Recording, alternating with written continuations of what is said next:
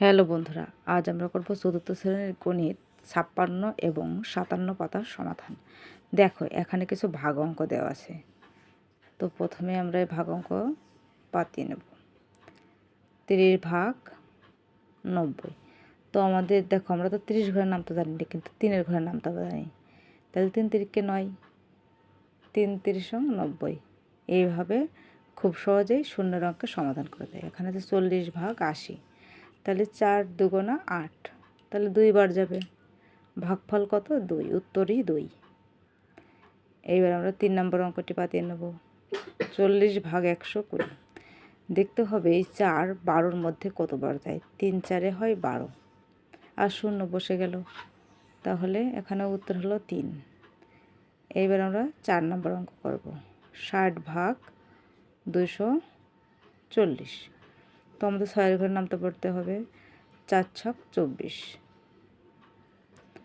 আর ওই যে শূন্যটা দিয়ে দেব, তাহলে হয়ে গেল উত্তর। এবার ৫ নম্বর অঙ্কে কী আছে?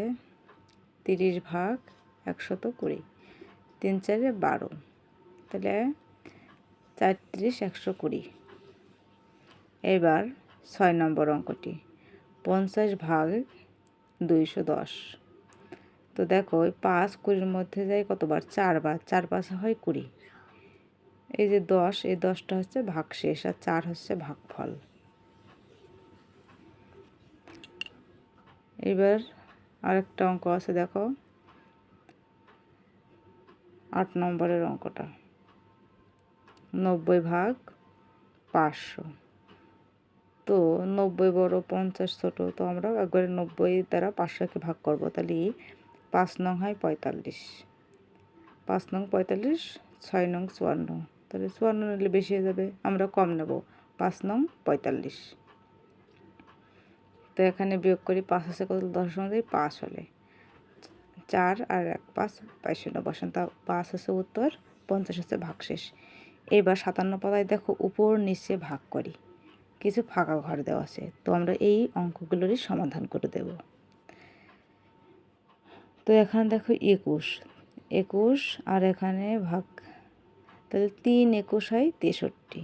৩ দ্বারা যদি ২১-কে গুণ করা হয়, ৩ একে ৩, ৩ দুগুণে ৬। আবার এখানে দেখো ১১ ঘরের নাম, তাই ৬৬, ৬ ১১ ৬৬। তাহলে ভাগশেষ শূন্য। এখানে ২৪, ২৪ দুগুণা ৪৮, ৪৮। তাহলে ৮ আছে কত হলে ১১-র সমান যায় ৩ হলে। এবার ৩৫, ৩৫ দুগুণা হয় ৭০।